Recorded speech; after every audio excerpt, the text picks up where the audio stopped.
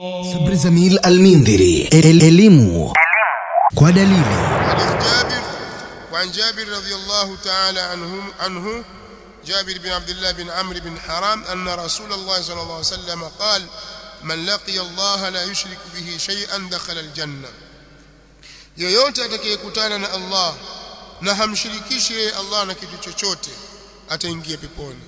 wa man laqiyahu yushriku bihi shay'a, na yule atakayekutana na Allah na hali ya kuwa anamshirikisha yeye Allah na kitu, dakhala an-nara, ataingia motoni. Shirki kitu kibaya jamani, msiwasikilize watu hasa wenye kufanya shirki.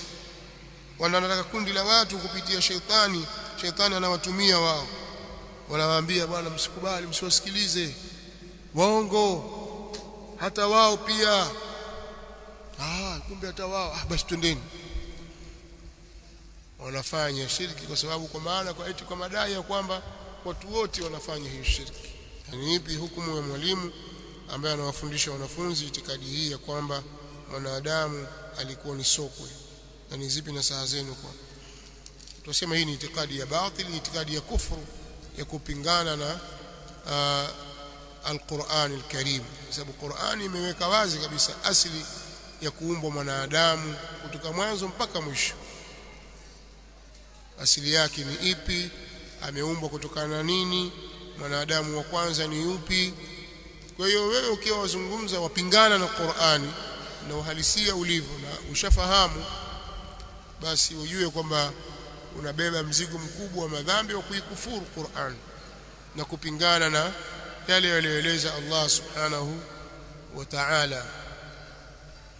Kwa hiyo mtu atakiwa, hata kama ni mwalimu amefika ni somo alisomesha, alibainisha tena vizuri na alibeze jambo hili kwa nguvu kubwa kabisa, na watie ujingani wenye fikra hizi kwamba hawa watu wajinga, majahili, wasiofahamu.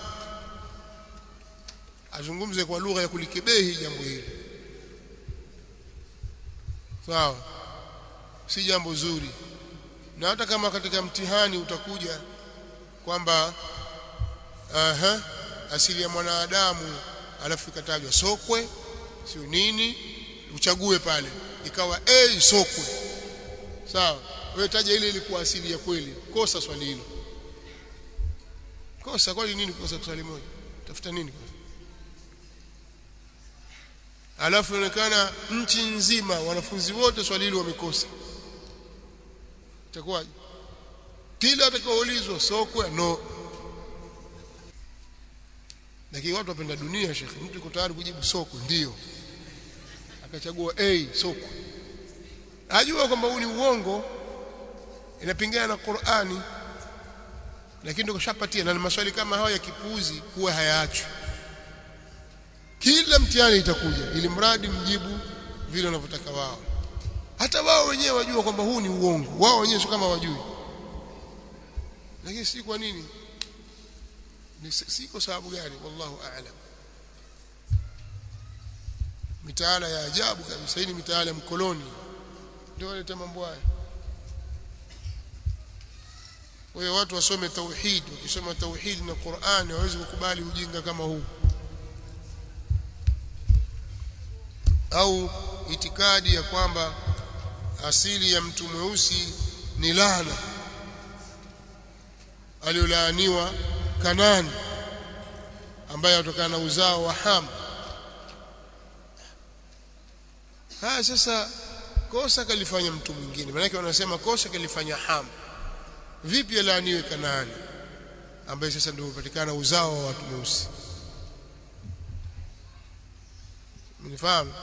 Alafu ni uongo, na jambo hili linatajwa ndani ya vitabu, lakini ni mpotoshaji uliowekwa na baadhi ya wazungu, wakaingiza maandiko yao wanayotaka ndani ya kitabu cha Allah subhanahu wa ta'ala, wakaipotosha Taurat na Injili.